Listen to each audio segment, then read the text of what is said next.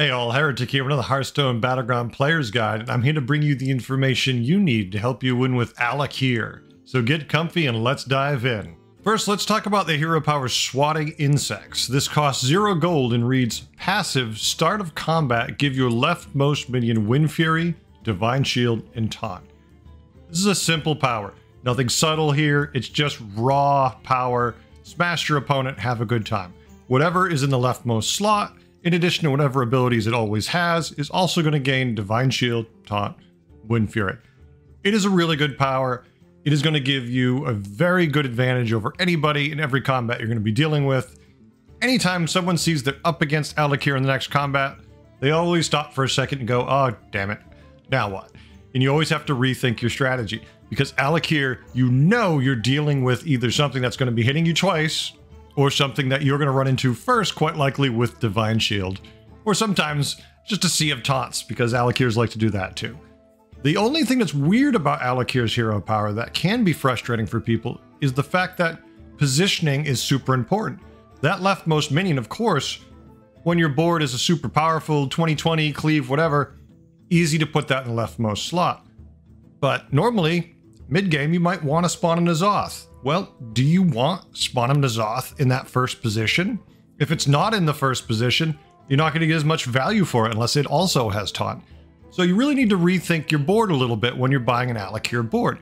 If you have that, you know, if you have a spawn N'Zoth, if you have a Leapfrogger, if you have a Begurgle, you're not going to get the same value that if you were putting the other minions in the first slot.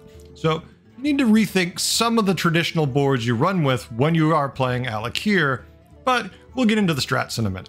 Now, when tiering with akir, I do one of two things: 3-on-3 or fast basic curve. Now, I'll do the fast basic curve if I'm running into a more aggressive opponent, you know, someone who's still tier 1 with a wide board. Maybe then I don't want to take the extra damage, so I'll just do the fast basic curve. The tempo of your hero power is really good, but at that point, it's not going to help you against a board of, 4 to 6 minions. So at that point, I'll do that. Otherwise, 3-on-3 is the way to go, especially if you can get a token in the opening hand. You know, heaven forbid it's like a shell collector. So now you've got a 3-1 with Divine Shield, Taunt, Wind Fury. Even if it's your only minion, that should at least lower the damage a little bit, because that's a pretty damn good minion to start with. But otherwise, 3-on-3 is going to give you a lot better tempo, especially if Quillbores are in. You really can do some fun stuff there. Now, the minions and strats I like to use when I'm using akir vary dramatically depending on the lobby, what's in, and what I know my opponents are up to. But these are some of the typically very good minions that will work. There's anything will work. If you put enough stats on it, can do the job. But there's some MVPs out there and some that just do a little better. So at any point in the game, Foe Reaper, Cave Hydra, and Wildfire Elementals can do a lot of damage to the opposing board. Wind Fury, Divine Shield means you're going to be smashing into their board and doing a lot of damage. If they go first, at least you have the Divine Shield, so you're still going to get that counter swing in a second, unless they also have Wind Fury. Otherwise, at the lower tiers, if you're looking at something like Yrel, well, not a powerful minion stat-wise itself, the fact that it's buffing your board and now twice because of the Wind Fury in the early game can make this a very powerful minion and easy to consider to take. Gem Splitter is a great find. If you find that early, you have at least one Divine Shield minion already because your hero power. Maybe now it's going to help you find some more direction. Maybe you pick up more Divine Shield minions. Maybe you pick up a Ground Shaker and you go for a Shaker comp. akir, this is a relatively easy task to manage, so it's a pretty good strat.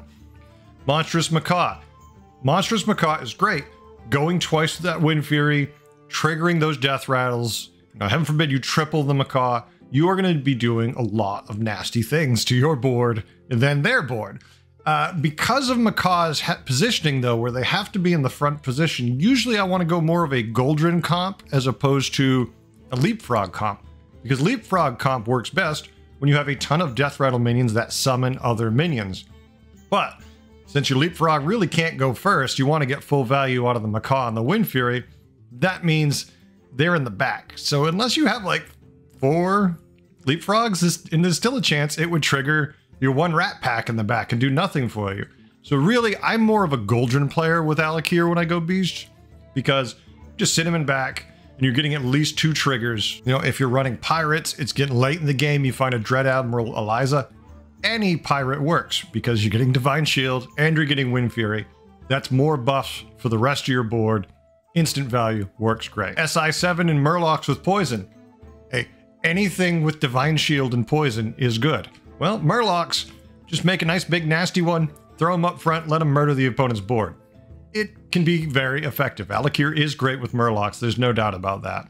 And finally, Manted Queen. Now, I feel that this is kind of a situational minion to put in your first slot because it can roll Divine Shield, so you really don't want to put it there. But if you're running, first of all, a single family board where you just say have mechs for some reason, it's still going to be poison. So if your opponent is just running 2 large taunts, no Divine Shield, no nothing, you know, give it Divine Shield, give it Wind Fury because it's going to have it automatically. It's going to kill those targets. Definitely not a minion you typically want to put in the first slot, but it can work in this scenario because you know what your opponent has and you can deal with them. There are times when even, you know, putting the minion that isn't optimal in that first slot can work really well, and Manted Queen is one of those things because it's guaranteed poison you can just randomly pick up, so it does. Now when it comes to countering Alakir, you counter their board like you normally would if you can see what they're playing. So if it says they're playing elementals, expect a lot of stats, expect a couple Divine Shields, expect a massive taunt, the usual stuff.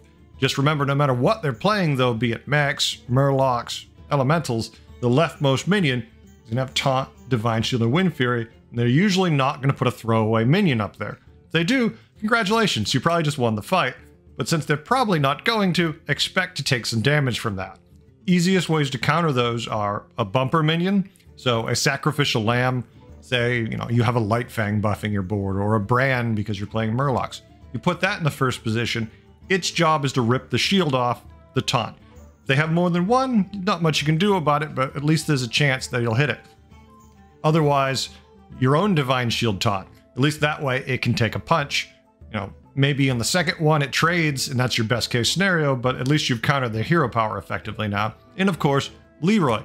Leroy hits whatever it hits, that thing dies. So Leroy is a good way to deal with Alakir, especially if you know they're not running any taunts, they only have their hero power one kicking up. That works really well and is quite effective. Otherwise, if you know they're running a bunch of Divine Shields, if they're running like a Shaker comp, then in the first slot, put a Tunnel Blaster. If you're not dependent on your Divine Shields, knock off all the shields at once and don't worry about it. Just blow up the whole board and have fun. Overall, I always enjoy my games with Alakir. He's a good, consistent hero that just, you know what they're going to do. Every time your opponent sees they're about to fight you, now they're going to hesitate. Now they're going, oh crap, it's Alakir. And they have to rethink their board and they have to move things around. And once you've learned what minions you want to position where, this gives you the edge. When you're playing Alakir, you essentially have the initiative because you know you have that big nasty minion in the front to get their attention quick. They know they have to deal with that minion, and the question is, do they have time in the one shop they're in to adjust their board to actually counter it effectively? It shouldn't be too hard, but you can get some really nasty combos in that first position that can really wreck some boards, especially if your opponent isn't paying attention, doesn't know they're fighting Alakir, keeps their most important minion up front, and it runs right into your Divine Shield and dies. Alakir's great for that. If they're not paying attention, you've got it. The most important thing I can tell you about Alakir is positioning. Just remember, don't put your Wind Fury minion in the left position. Don't put a Divine Shield minion in the left position, unless you have to. Maybe that's just, you've got so many good minions you don't care. Good for you. Enjoy winning the lobby. But otherwise, maybe move that, you know, minion to the slot 2 and put another big nasty minion in there that has no abilities. Just sitting there going nuts. You know, you're a Thissa who's a 60-60. Well, now she's a 60-60 Divine Shield Wind Fury taunt. Have fun with it. Make the thing even more monstrous than it already is. Well, stay tuned. I have more guides on the way. I hope you had a good time today and learned a few things. I know I did. Thanks for watching. Bye.